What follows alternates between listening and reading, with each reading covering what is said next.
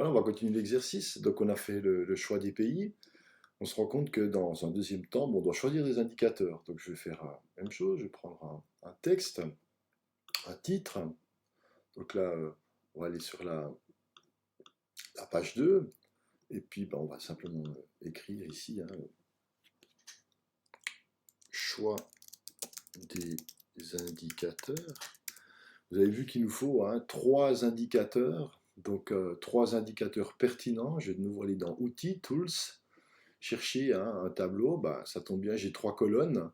Alors voilà, mon premier indicateur, ça pourrait être, je sais pas moi, le taux de scolarisation, un jeu du hasard, hein, voilà, scolarisation,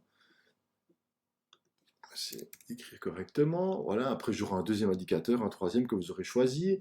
Dans cet indicateur, je sais que je dois sélectionner les mines et puis les max, alors c'est assez simple, hein, pour le taux de scolarisation, on avait dit ben, le minimum ce serait le pire 0%, le max ce serait hein, 100% d'enfants scolarisés. Et puis il faudrait que j'explique pourquoi hein, cet indicateur finalement est pertinent. Ben, je dirais hein, que ça montre l'accès au savoir, euh, pardon, voilà, l'accès au savoir, euh, l'investissement dans la culture, etc. À vous hein, finalement de justifier et puis de donner tous les éléments qui permettent de dire pourquoi je choisis cet indicateur. Je le choisis parce qu'il est pertinent. Voilà, on n'a pas besoin de cette dernière colonne ici, hein, je peux l'enlever. Donc j'aurai mes trois indicateurs avec mes min et mes max et la raison pour laquelle je choisis cet indicateur. Donc là, j'ai déjà expliqué mes choix des indicateurs. Dans un bloc suivant, si je rajoute un bloc, je devrais, cette fois-ci, je l'ai cloné, c'est pas bien grave, c'est même utile. Hein, donc en faisant comme ça, on clone, en faisant plus, on rajoute simplement un bloc. Hein, si je reviens en arrière, si j'avais fait plus, je rajoute un bloc. Si je reviens ici puis que je fais ceci, je clone d'accord mon bloc. Je pourrais marquer ici, hein, le prochain tableau, c'est mes calculs. Et puis, pour le taux de scolarisation, je pourrais dire hein, calcul pour un demi-pays, calcul pour, par exemple, le premier pays que j'ai choisi, c'est les États-Unis. Puis je pourrais me dire, le taux de scolarisation aux États-Unis, il vaut, hein, c'est notre fameux X, vous vous souvenez, hein, X égale, puis je sais pas, il est peut-être de allez, 99%. Et puis ensuite, j'ai hein, mon calcul à faire. Donc ici, je vais faire mon calcul. Vous vous souvenez aussi hein, que le calcul, bah, c'est notre fameuse formule, hein, x moins min sur max moins min.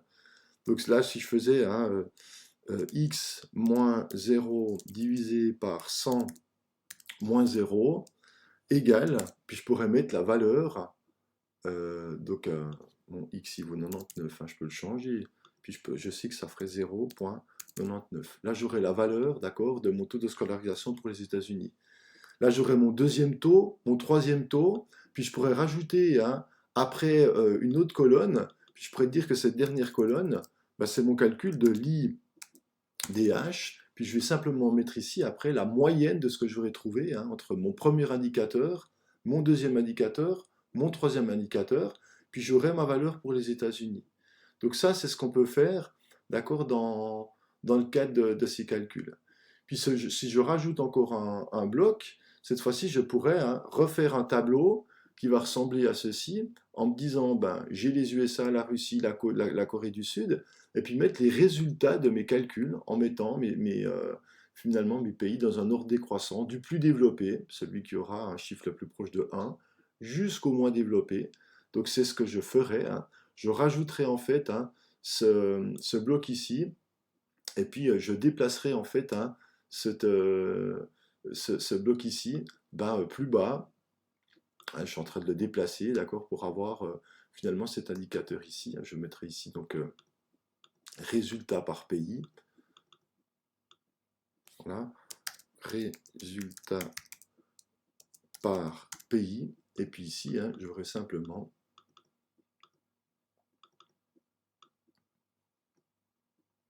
voilà, mon IDH. Et puis, admettons que, je sais pas, pour les États-Unis, mon calcul, il donne, je sais pas moi, 0,965. Puis pour les pays communistes, j'ai trouvé, je sais pas, 0,867. Et puis pour les NPIA, hein, j'ai trouvé 0,935.